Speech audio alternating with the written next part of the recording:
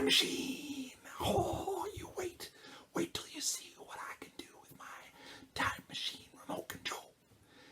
Here comes Ruffalo. Gotta go. Don't tell him I'm here. Oh, here we go.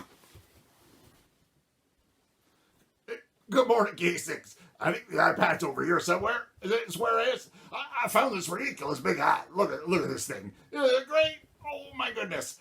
Belongs to someone named Yamu, it says inside. I don't know who that is. Do you know?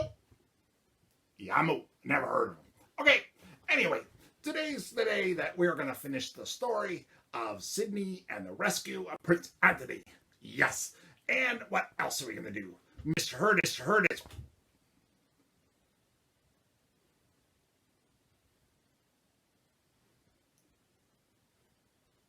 That was weird. Well, as I was saying, Mr. Hurd was showing me some pictures of your year, and there's a lot of them. I don't know what's going on. So, can you tell me? What tell me about them? What just happened? I don't know. Anyway, as I was saying, almost the end of the week, almost the end of our time together. So Mr. Hurd said it's time to look back at a lot of pictures with him. And I don't know what's going on in lots of them, so I want you to tell me. Okay? All right. Other things we're going to do today is that we're going to make a drum.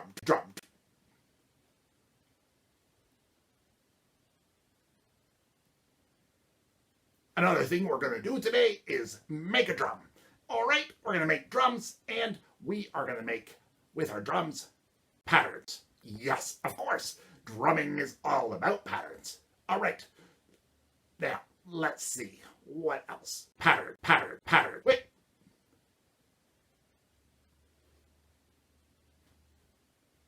What's going on? I don't know. It's really weird. Mr. Hurd, are you doing something? No, Gruffalo. Not me. You sure? Yeah, I'm sure. All right. Well, anyway, K6, I hope you have a good day. Too big for my head. Mr. Hurd, funny hat, Prince Anthony. Something funny's going on.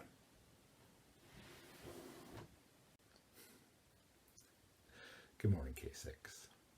How are you? We are down to our very last chapter of our big, long story. Chapter 5 of the story of the rescue of Prince Anthony. So let's quickly remember, Prince Anthony wants to be king of Cambridge, but he's been kidnapped and thrown in the dungeon of the evil Duke of Galt, who's jealous. The king is offered a huge reward, anything that you could possibly want, if you could rescue Prince Anthony for him. So our heroes, Sydney, the little girl, Hespler, the monkey with a tongue like a frog, Preston, the fish with no eyes, and Galt, the duck with 3 legs. Well, 2 now. They are off trying to rescue Prince Anthony. They made it to the castle. They escaped from the chef, and then they got caught by a guard, and the guards sent them into the labyrinth. They sent Preston the fish, they decided to do that job, into the labyrinth to steal the tiny little sculpture that was made out of a grain of rice, carved by Yamu, the most ridiculous, silly monster who ever lived.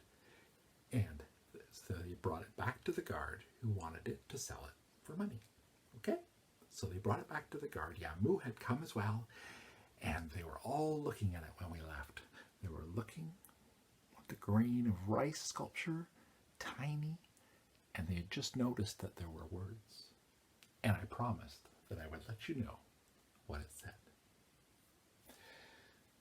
But first, we need everyone else to come, right?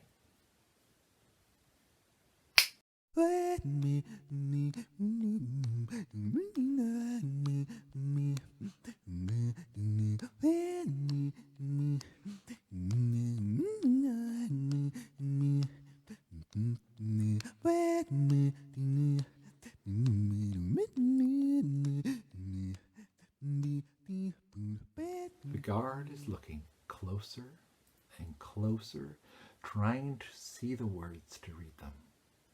Sheep do not... They looked at Yamu. Yamu said, I will tell you. It says, sheep do not have hands, and neither do shoes. That makes no sense, said Sydney. Of course it does, said Yamu. It's true that sheep don't have hands. Yes, said Sydney, but, and it's true, said the guard, that shoes don't have hands either.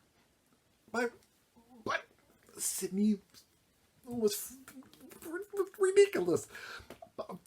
That might be true, but it doesn't mean it makes any sense to say or put it in a poem. That makes no sense. I think it does, said Yamu. I don't think I care, as long as I can sell it for money, said the guard. Sydney wasn't sure what to do. She sat there and shook her head. Preston, the fish, did fish stuff. The monkey did monkey stuff. The duck said quack. And everybody just tiptoed away from the guard, who was so busy looking at his little sculpture and thinking about money. Where did they go? Well, of course. Remember? Off to the dungeon. Off they went. That way. Should we follow?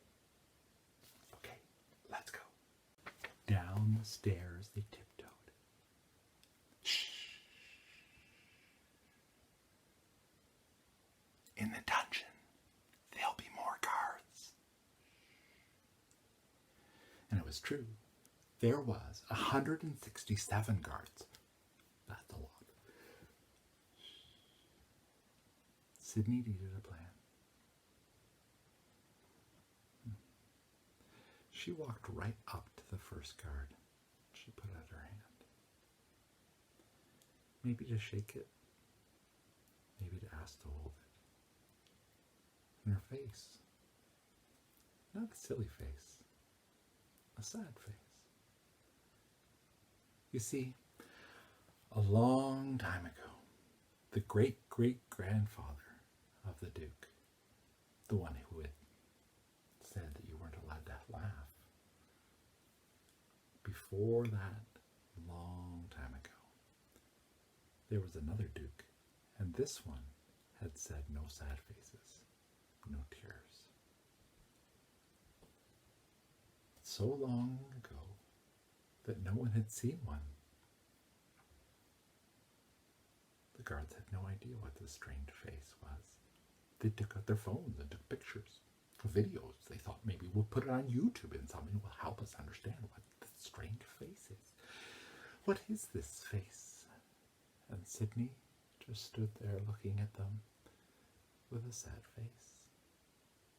And the guards just stood there, puzzled, and then looking at their phones, and then trying to post it to YouTube, which takes a lot of time. And while they were doing that, on they walked over to where Prince Anthony was trapped in his cell. So how'd they get him out of the jail cell, out of the dungeon?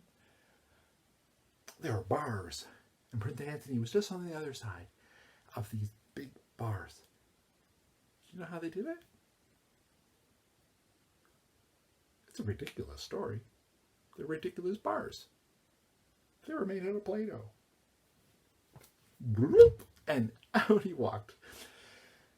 And back to the king they went. Okay, so the king now has Prince Anthony back. And he says, Sydney, you rescued my son.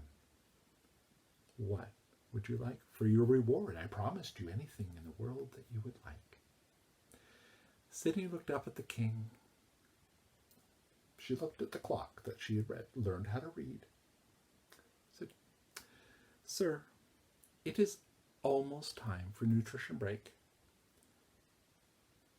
my wish, I would like to eat my fruit roll-up before my sandwich. The king said, of course, just as long as you promise to brush your teeth after. And that's the end.